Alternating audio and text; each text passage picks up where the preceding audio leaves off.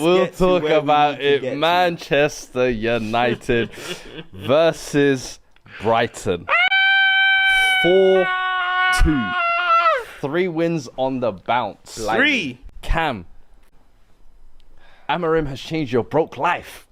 Lemons changed their broke life. Lemons changed their broke life. Lemons. Hey, talk to me, brother. How are you feeling? Because Mbeumo 2 goals. Casemiro looking like Miro. You know what I mean? Cunha getting his first goal as well. Ahmad, I felt like putting a good performance as well. Delict was solid again. Yep. So much like positives to talk about rather than just feeling like you scammed the win. It's weird. And I tweeted out at one point because it made me sick to my stomach. Because as you've all been sat here the past couple of weeks, this guy's been annoying. He's been asking the same question every week, and I'm like, why do you keep asking this dumb question? And I remember when I saw it was 2-0. Did a quick Google. Hold on, let me just look at the. I said United are where? Can you remind where are United right now? I said where? Wait, let's go ask the question. I mean, just for the information, just so the chat. So where are Manchester United right now? Again? United are 6th in the table. 6th. Yeah, and 6th. Can you tell me the point difference? They are on 16 points, joint with Man City. They are 1 point behind Sunderland and the mighty Tottenham Hotspur. Try to put that way there. Get it there! Can you carry on, please? And then you've got Arsenal on 22 points. So how many points are we behind Arsenal? 6 points behind Arsenal. And how many points are we above the champions? Should be 1, I think. They are 1 point ahead of Liverpool. okay. They are above Liverpool. Okay. Conceded the same amount of goals as well. We're saying it's time. Sir Alex Arsene Wenger walking out the tunnel. Is it Don't time? do this alluding. Don't do this. Don't do that. Don't touch that. I'm Do just not. looking at this. I'm just looking at this. Looks like You don't remember what that feels like. this looks a bit. You know what I mean? Like I'm just looking at it. It's nice, isn't it? This is despicable. This looks. What, bro? This is No, that- it's a design in our. You're meant to be touching. Bro, that. it's a No, design. let him borrow it, you know what It's I a mean? design in our studio, bro. What? I ain't seen it this close up before. Yeah, no. Bro. That's the last time you're going to see it as well. I've seen it this close up. Yeah, but all I gotta say is, you know what happens when the finger starts to. You know what this means, Fuad? You know what this means? I do not know what this means. Tribal chief. Just one game at a time. Oh, I thought you was gonna do the acknowledge me. It's just one game at a time. It's just one game at a time. Look, we don't get too high, we don't get too low. Oh, here we. It's just one PR game cams. at Yo, a time. the people want you talking shit. It's just one game at a time. Unfortunately, you guys thought I was gonna come and talk shit, right? No. It's just one game at a time. Bore off, man. You know, listen, the most important thing was to get that back-to-back wins. We did it against Liverpool away from home. That was massive. Then the next thing, Brighton are one of our bogey teams. They always beat us. And in fact, it's always a schooling. And now we've got over that hurdle. What's that's going to do for the mental health of this team is huge. So right now, we got Forest away next against Sean Dyche's Forest. So it's going to be a tough game. Big one. One game at a time. 1 week at a time. We've only got one game a week anyway. 1 week, one game at a time. We go against Forest. We see what we can do there. Shout me after 5 wins in a row. You saying you're getting a haircut? Who's the 5th game? Tottenham Hotspur. Make sure I know you are United here fans will for be doing that a watch along for that episode. one, man. That episode, there will be tears, blood, or some type of liquid on the studio floor. Okay. Make sure you are here. I won't be Bro, there. let me tell you something, We yeah? might be slipping on. No, continue. Oh my goodness. I won't be there. I won't be Let there. me tell I'll you be at something home. right I'll now, be at yeah? home. The feeling is good right now. Honestly, I ain't had this feeling in donkey's years. And when you're looking at the vibe right now, even the press yesterday, something that we haven't really seen, but you know, when you have confidence, you start doing things with more vim to it. The press yesterday was good. We didn't let Brighton play out. Yeah, we still did at moments. We did our long ball going from Lemons to Sesko or whatever, and you battle for the first and seconds. But we know our midfield are not a midfield that control games. So this is a way of kind of getting up the pitch and winning the ball and playing. You know what I mean? Instantly. And we saw some nice moves between Cunha, Bruno, Mbeumo and Sesko. You know what I mean? And we're going to need all 4 of them firing if we're going to have a good season this year. So it was so good. It was so good to see Cunha get off the mark because we're tired of trying to say to rival fans, yo, he's playing well, you know? Like, he's actually playing well. Like, if you look at the game against and XG, he got his goal, which is so needed, you know? Deserved and as well. it was deserved. Good a lovely finish as well. And that's how Cunha scores a lot of his goals. That's why when you look at his XG stats, it's always like, oh, he's overperforming because he's got that quality. He can score goals outside the box. That's his 7th goal outside the box in the last two seasons. So it's good to get him off the mark.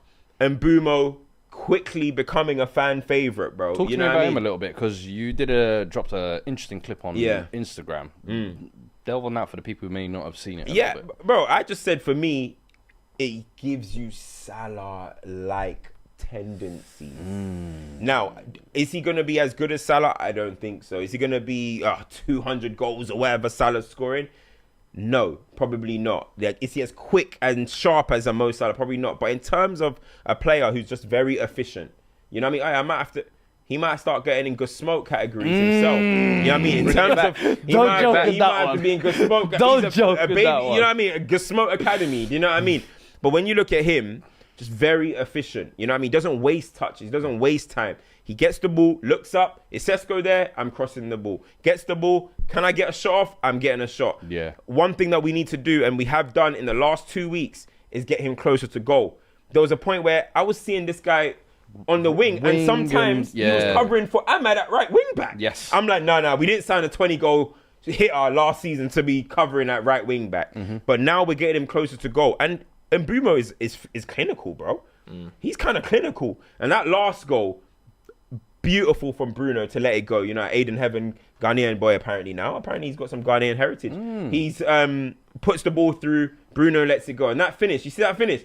Emphatic. And you see when he turned around and he scored and it felt like he said, oh, I'm here. Yeah, I belong here. You know what I mean? Cunha believed he belonged here before he even played for us. He's posting the picture straight away. It felt like Mbeumo at that moment was like, I belong here. And do you know what I feel like at United? It's almost similar like how I've said at Spurs. There's been a lot of change in the squad. And it's almost like the dressing room is up for grabs for who is going to lead this next new era, if that. Bruno's obviously been like the consistent guy, but he's going to come and go in a couple of years as well.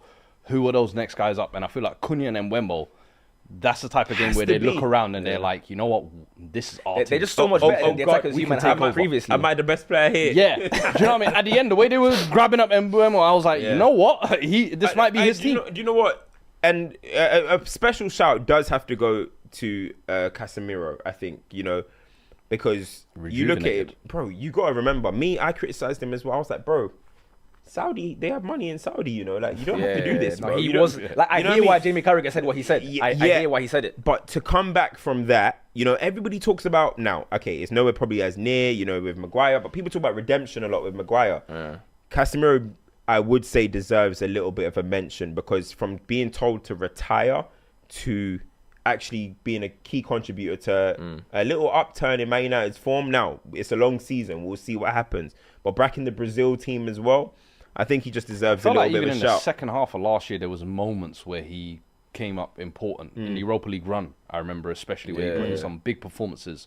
So old dog's still got some life. That's what I was gonna say. You like obviously we're praising all the attackers, and I'll be honest, even as a hater, I can't lie. Watching Cunha play football, I enjoy it. But for the last week or maybe 2 weeks, De Ligt deserves flowers. I would say all season, bro. This entire season. More so like now. I think he was a level like above. Like the guys next to him, because previous weeks, let's say like against Liverpool, Shaw done his thing as well. I think this was like De Ligt, almost one man on. Don't say that name around here, bro. Oh, the Shaw team. No, but come on, man. That's like Voldemort. That's like Voldemort around here, bro. Let's have a think for that one game. But here, I said De Ligt, fairs, man, because he was. Obviously, he's winning their headers. He's being like a, you know, dominating the box and also going forward. He was spraying them passes as well. I look at him, bro, and you know, genuinely, I look at him and I think that could be Man United's next captain, bro.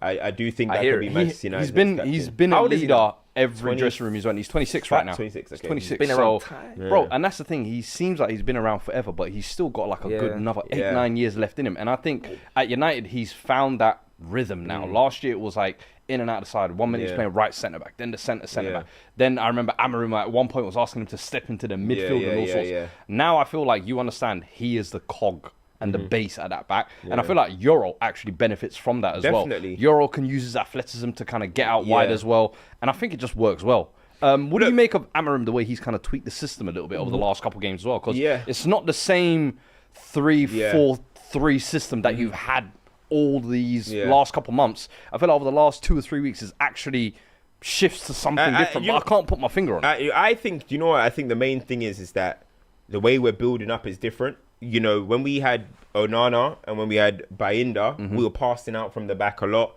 We can't play out from the back. We completely vacate the midfield when in their moments, and we were trying to play through the wings. Ahmad or Dalot or Dorgu or whatever. You would see how many times these guys are getting the ball square.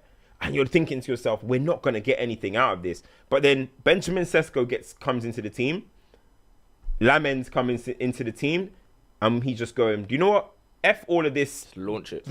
We're just going to go long. Mbeumo, Mason Mount, Cunha, yo, you guys need to be like rabid dogs when that ball drops for that second, or if Sesko wins that flick on. And I actually think, now, is it the most... Do you see top teams and dominant teams play the way we're playing? No. So maybe the evolution of what our team's going to be, maybe if we had signed some players, whatever, if it's going to be under Ruben Amorim, it probably might not look like this wholeheartedly. But right now, he's found a way of getting us some results doing that. And I won't complain if that's the way he did, because it kind of, what's the word? It kind of hides midfield deficiencies. Yeah. Do you know what I mean? Casemiro is able to snap at balls. Bruno is able to snap at things. By the way, Bruno's engine is just ridiculous.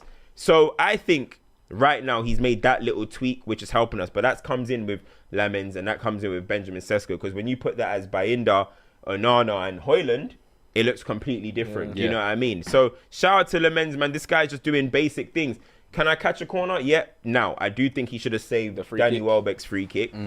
But I can't say I think he's been nearly almost flawless signing so far. So, but hey, Mbeumo, Cunha, Lamens, they're fun to watch. You guys might be changing our lives. Let's see. Not in the Forest. That's how you change our lives. So what needs to happen for you to say, you know what, Amorim, fairs, man. Bye, what needs to happen? Yeah.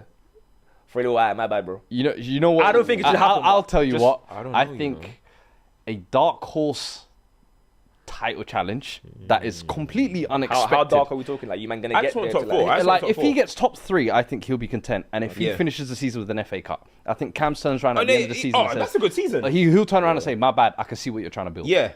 Bro. I just want this season. I just want top 4. Fair. Now that I look at this landscape of the league, Chelsea, I'm seeing Liverpool struggling, Man City struggling. There's chances. These type of teams, there's opportunities here. 3 wins. What's one of my favorite things to say on this podcast? 5 wins. Where I say it's 5 4 wins. games, they can change your life. Can change your whole season. 5 wins in the Premier League can change your whole season. So let's see, man.